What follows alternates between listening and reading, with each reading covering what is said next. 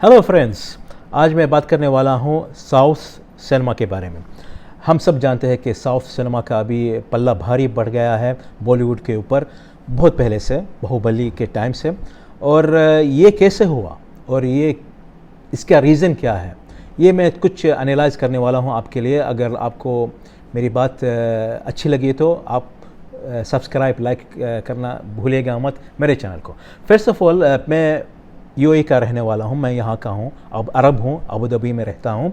पहले 80s के ज़माने में जब साउथ के फिल्में रिलीज़ होते थे हम नहीं देखते थे वो फिल्म्स, क्योंकि ज़्यादातर वो फिल्म कैसेट पे रिलीज़ होती थी, VHS कैसेट पे। एक सिनेमा घर था हमारे पास जिसका नाम है संतर हमदान। वहाँ पे एक छोटा सा सिनेमा था और वहाँ पे सिर्फ कुछ ऐसी पुरानी फिल्में आती थी, तमिल फिल्में या फिर तेलुगु फिल्म। मलयालम फिल्म का कोई वजूद ही नहीं था। मलयालम फिल्म ज़्यादातर कैसेट पे आते थे और ज़्यादातर जो हमारे कंट्री पे जो लोग यहाँ पे काम करते हैं केरला से, वो ज़्यादातर मलयालम भाषा बोलते हैं, तो उनकी फिल्में सिनेमा घर में रिलीज़ नहीं होती थी, सिर्फ कैसेट पे वो देखते थे फिल्म। लेकिन जो तमिल भाषा जानते हैं और तेलुगु भाषा जानते हैं, उनकी फिल्में सिनेमा में रिलीज़ होती थी, लेकिन नई नई फिल्में नहीं, पुरानी फिल्में जो जिसके वो कितने 2 या 3 साल हो गए या फिर कुछ महीने हो गए, और वो फिल्में वीकेंड में रिलीज़ नहीं होती थी। जो 80s के ज़माने में वीकेंड में सिर्फ हिंदी फिल्म आती थी, क्योंकि वही सिनेमा घर को मुनाफा चाहिए। हम वो पुरानी फिल्में रिलीज़ करते थे, लेकिन जब वीकेंड आता था, चाहे धर्म जी की या राजेश खन्ना या अमिताभ बच्चन की, जितेंद्र की, किसी की फिल्म आती थी तो वहाँ पर रिलीज़ करते थे ताकि उनको मुनाफा मिले, प्रॉफिट मिले। तो यही था हाल शुरुआत में साउथ सिनेमा का हमारे पास। ये बढ़ता गया या चलता गया ये सिलसिला 90s तक। और 90s के बाद हम जानते हैं उससे पहले कमल हसन और रजनीकांत बॉलीवुड में काम करते थे और बॉलीवुड में अच्छा खासा नाम भी कमाए, लेकिन वैसा नाम नहीं जैसे बड़े बड़े सुपरस्टार जो बॉलीवुड में है। तो उनको ऐसा लगा कि हम बॉलीवुड में अगर ऐसा काम करते रहे तो हमारा नाम ऐसा उतना उजागर नहीं रहेगा जैसे कि हमारे सिनेमा में रहेगा। तो वो अपने बलबूते पे अपने सिनेमा जो है साउथ में, जैसे कि तमिल सिनेमा या फिर तेलुगु सिनेमा या फिर मलयालम सिनेमा, वहाँ पर काम करने लगे और वहाँ पे कुछ फिल्में प्रोड्यूस भी करने लगे ताकि उनकी फिल्में ज़्यादा कंट्रीज़ में आ सके। तो यही बात हुई 90s में और शोहरत मिलने लगी कुछ फिल्मों को। तो सिनेमा घर जो हमारे पास एक सिनेमा घर था, 2 सिनेमा 3 सिनेमा घर हो गए साउथ फिल्मों के लिए, और दुबई में तो शायद 5 या 6 सिनेमा घर में फिल्में रिलीज़ हो रही थी। लेकिन मलयालम फिल्म का अभी तक वही हाल था कि वो वीडियो टेप में आती थी, VHS टेप में। जब 2000 का ज़माना शुरू हो गया तो अभी हाल बदलने लगे।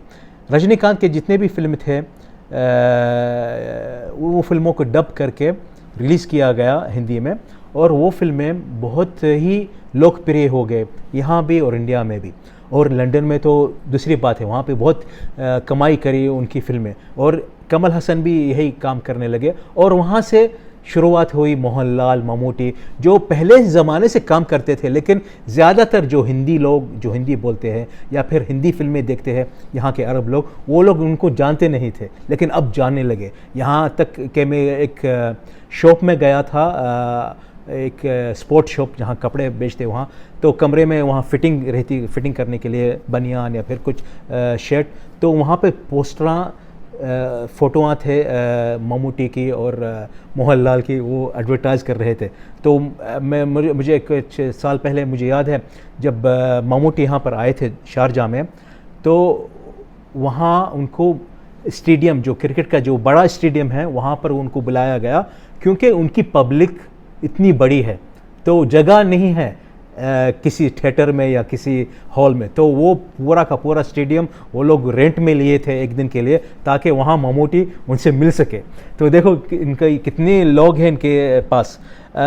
हालांकि बॉलीवुड पहले कई फिल्मों की कॉपी करता था साउथ फिल्मों की पहले ज़माने से, लेकिन वो टाइम में जब कॉपी होती थी किसी को समझ में या किसी को पता भी नहीं चलता था कि अरे ये कोई तेलुगु फिल्म की या कोई तमिल फिल्म की कॉपी है, जिसके हिम्मत वाला एक ऐसा लोगो बन गया कि ये फिल्म हिंदी फिल्म है, बॉलीवुड की फिल्म है, जितेंद्र श्रीदेवी की फिल्म है, लेकिन किसी को पता नहीं कि ये फिल्म असल में एक साउथ फिल्म की कॉपी है। और वो फिल्म को रीमेक भी किया गया अजय देवगन के साथ, ताकि वो बोले कि ये हिंदी फिल्म है, जिसके कुली नंबर 1 वो भी एक कॉपी फिल्म थी, एक साउथ की फिल्म, लेकिन सब बोलते हैं ये गोविंदा, करिश्मा कपूर, डेविड धवन की फिल्म है, और उसका रीमेक भी बनाया गया वरुण धवन के साथ। तो ये सिलसिला चलता रहा वो टाइम में, लेकिन अब ये मुश्किलात ये हो गई कि अगर बॉलीवुड कोई हिंदी फिल्म का या कोई साउथ फिल्म का कॉपी करेंगी तो उनको बहुत ही इंतज़ाम करना पड़ेगा, पैसे खर्चा करने पड़ेंगे ताकि ये कॉपीराइट्स ख़रीदे। और दूसरी ये बात कि ये पब्लिक जो फिल्म देखेंगी, क्या ये पब्लिक को पसंद आएंगी नहीं आएंगी, ये भी एक बहुत बड़ी बात रहेगी कंपटीशन की तरह उन लोग के लिए, क्योंकि सब आजकल फिल्में देखते हैं नेटफ्लिक्स पे, और ज़्यादातर जो आज की साउथ फिल्म है वो सब टाइटल होती है हिंदी इंग्लिश में, तो सब देखते हैं तो समझ में आ जाती है उन लोग को फिल्म।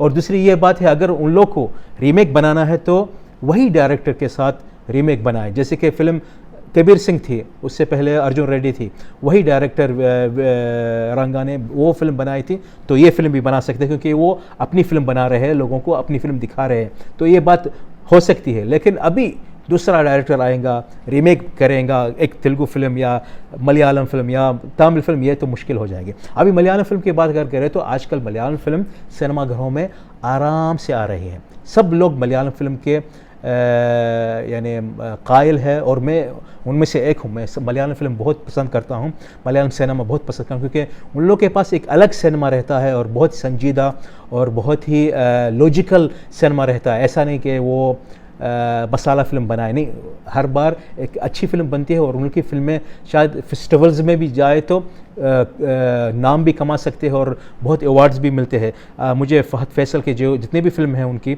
जो मलयालम में बहुत ही पसंद आती है, उनका काम, उनका जो अंदाज़ है फिल्म बनाने का, वो बहुत ही मुख्तलिफ और बहुत ही अलग है।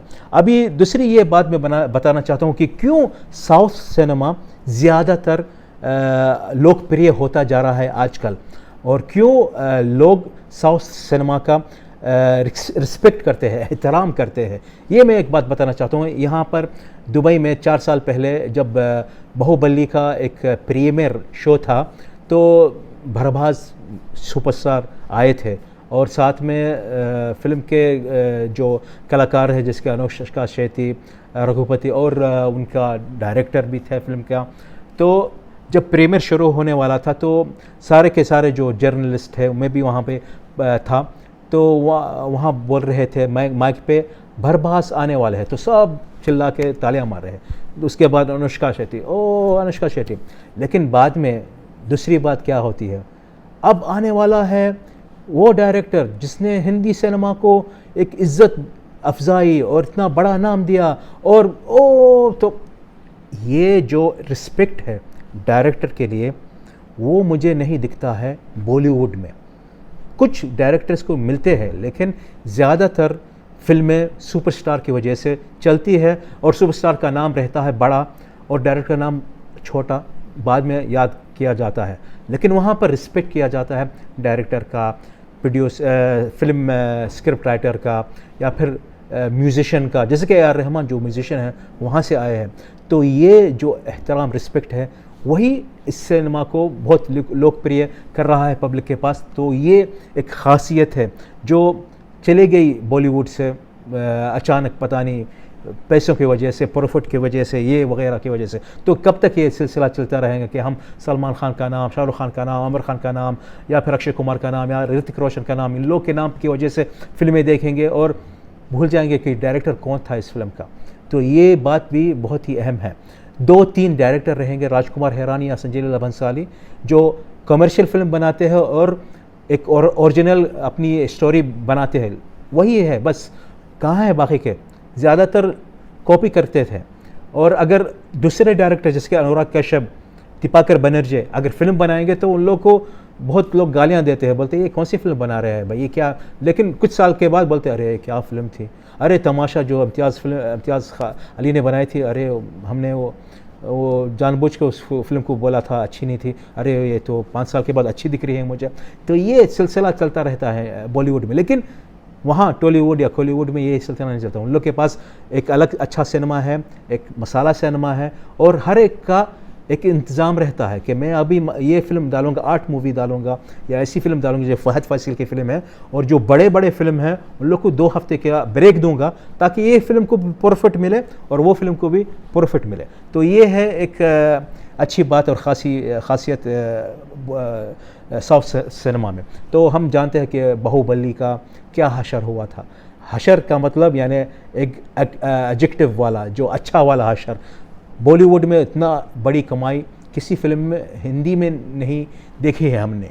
तो ये एक दूसरी भाषा की फ़िल्म, मलयालम या तेलुगु या फिर तमिल की भाषा की फ़िल्म इतना बड़ा कमाई करी वो डबिंग करने से, और यूएस में भी बहुत भी बड़ी कमाई की। ये तो एक बड़ी हिस्ट्री बात हो गई। इसलिए लोग बोलते रहते हैं कि अभी साउथ का भला बाड़े पर गया बॉलीवुड के ऊपर। अभी ये भी बात है कि कन्नड़न सिनेमा भी आ गया। कन्नड़न सिनेमा जहाँ JFK जो फिल्म थी जो आई थी वही टाइम में जहाँ ज़ीरो आई थी शाहरुख खान की, तो सब लोग बोले शाहरुख खान की फ़िल्म और ये फ़िल्म कौन देखेगा।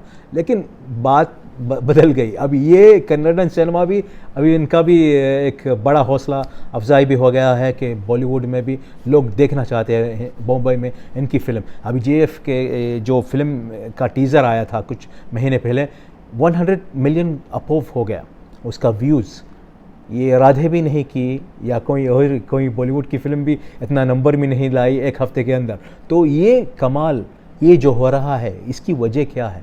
यही है कि रिस्पेक्ट है, कॉपी नहीं करना है किसी को भी, और दूसरी ये बात है कि हम इंडियन सिनेमा है, ये बोलते हैं सबको कि हम इंडियन सिनेमा है और इंडियन को रिप्रेजेंट कर रहे हैं पूरे वर्ल्ड में। तो ये बात हो रही है। अभी यहाँ के हालात इमारात में सारे के सारे जो टॉलीवुड फिल्म हो या कॉलीवुड फिल्म या तेलुगु या मलयालम, सब सिनेमा घर में रिलीज़ हो रहे हैं, और सारे के सारे जो फिल्में हैं ज़्यादातर नेटफ्लिक्स में भी आ रहे हैं, अमेज़ॉन में भी आ रहे हैं, और उनके ड्रामा TV सीरीज़ भी आ रहे हैं। तो इसका मतलब लोग अभी बहुत ही आगे बढ़ गए। अभी पता नहीं बॉलीवुड का क्या हशर रहेगा।